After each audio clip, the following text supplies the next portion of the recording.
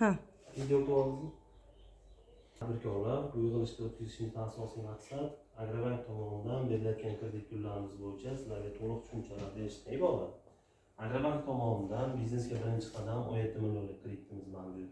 Mahalla loyihasida 50 millionlik kreditimiz mavjud va bundan tashqari prezidentimiz qarori bilan 312 qarori bo'yicha 100 milliongacha garovsiz, 100 milliondan oshiq bo'lgan, ya'ni 300 milliongacha kredit turimiz garov evaziga beriladi.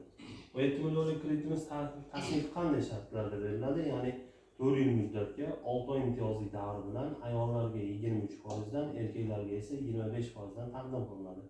Mahalla loyihasidagi kredit turimiz esa 50 milliongacha. Bu ham kredit turida 23%dan ayollarga, 25%dan erkaklarga va e'tiborli tarafi eng asosiysi 5 yil muddatga beriladi, 2 yil imtiyozli davrda. 2 yil imtiyozli davr nima degani? 2 yil imtiyozli davrda ajratilgan kreditni faqatgina foiz summasini to'lab turasizlar. Undan so'ng tana bilan birgalikda to'lab boriladi.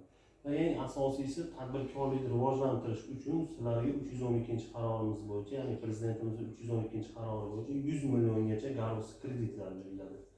Ya'ni tadbirkorligingizni kengaytirish, ishchi o'rinlar yaratish shular bo'yicha. Yo'q, menga yanada ko'proq kerak kredit desanglar, 300 milliongacha shu kreditimizni garov asosida ajratib boriladi.